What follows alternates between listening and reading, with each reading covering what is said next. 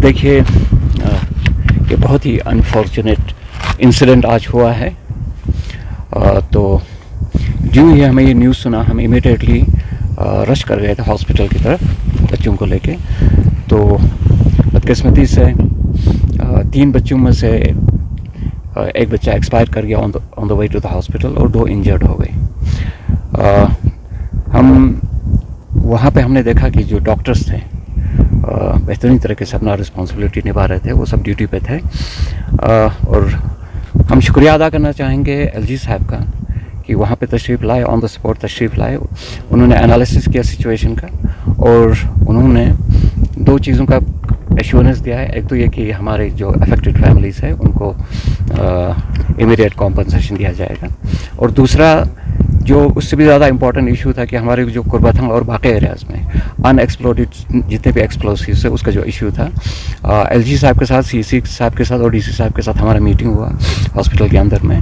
तो ये डिसीजंस लिया गया कि इमीडिएटली आर्मी को बुला के इन एरियाज़ को सेंसिटाइज़ किया जाएगा बहुत ही जल्द। तो अभी हम कुर्बाथंग पे है, अभी एलजी साहब यहाँ तशरीफ़ लाए थे, सीसी साहब भी थे, डीसी साहब भी थे और हमारे बाकी रिप्रेजेंटेटिव्स भी थे। तो यहाँ पे आर्मी को कुछ रिप्रेजेंटेटिव्स भी अभी आया, उनसे उन्होंने इनपुट्स लिया। अभी एलजी साहब इमीडिएटली जाके जीओसी साहब के साथ राजनिवास में मीटिंग कर रहे हैं ताकि जितने जल्दी हो सके कुर्बाथंग, और सिर्फ कुर्बाथंग ही नहीं बल्कि डिस्ट्रिक्ट करगिल के अंदर में जहाँ जहाँ ज़रूरत है उन एरियाज़ को जल्दी से जल्दी अनएक्सप्लोडेड जितने भी एक्सप्लोसिव्स हैं उनसे सेंसिटाइज़ किया जाए। तो ये 2 बहुत इंपॉर्टेंट इश्यूज़ थे हमारे लिए। और दूसरा जो इम्पॉर्टेंट इशू वो ये है कि जो अभी जो 2 इंजर्ड बच्चे हैं, हम दुआ करते हैं कि वो जल्दी से जल्दी सेहतयाब हो जाएं। तो ये एक्सप्लोसिव्स कब के हैं सर, कहाँ? ये बहुत पुराना है। इससे पहले भी बहुत से इंसिडेंट ऐसे हुए हैं, बहुत सारे लोग इंजर्ड हुए, बहुत सारे लोग इसमें एक्सपायर भी हुआ है।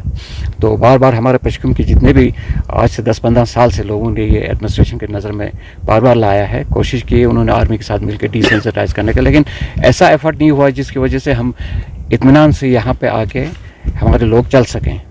तो अभी आप देख रहे हैं कि यहाँ पे इतने फैसिलिटीज़ निकल के आए, स्पोर्ट्स फैसिलिटीज़, ग्राउंड्स हैं, बाकी चीज़ें निकल के आए, तो लोग तो नेचुरली यहाँ पे आएंगे।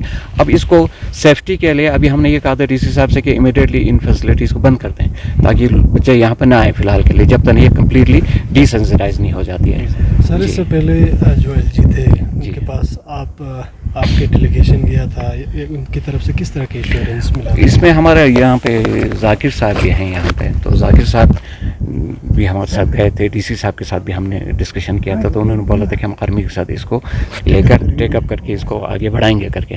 तो आज जब ये इंसिडेंट हुआ है तो अब तो हमें लगता है कि इसमें कोई देरी होनी भी नहीं चाहिए। अब तो फ्यूचर के अंदर में जो कुछ हमारे बच्चों का और जो पर्टिकुलरली यहाँ ग्रेजिंग के लिए लोग आते हैं तो उनके लिए भी बहुत बड़ा थ्रेट रहता है। तो आज एलजी साहब से हमें बहुत सारी उम्मीदें हैं, डीसी साहब से बहुत सारी उम्मीदें हैं, सीसी साहब से बहुत सारी उम्मीदें हैं कि इस पर इमीडिएट एक्शन कराएंगे।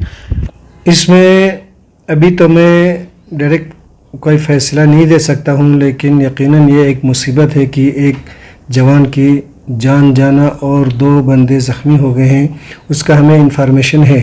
लेकिन अभी तक हमें ये पता नहीं कि वो मेन पे गया या अपने गलती से और गलत हरकत से कैसे गया। लेकिन ऑलरेडी हमें ये कहना बहुत ज़रूरी है कि हमारे इस जोन जो है वो आर्मी जोन है। आर्मी इन सारी चीज़ों से हट कर थोड़ा आगे जाके इनकी सफाई करना चाहिए। अगर इस तरीके से ऐसे जानी नुकसान तो आज तारीख़ में होते आया है, बिलखुसूस हमारे ये नेबरिंग गाँव से, छस्कोर से, चुतुक से या बिलखुसूस पश्चिम से बहुत से जाने आज तक चली गई है।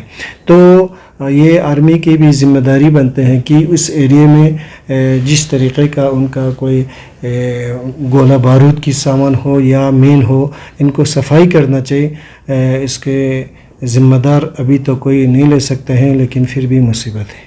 ngची YouTube Analytics si zirbana zum se di channel pol takhan feesad ardunchun ardune subscribe mabayo tein suk Rinchen Ladakh Express lakhani memang sunla join di channel pa subscribe bazat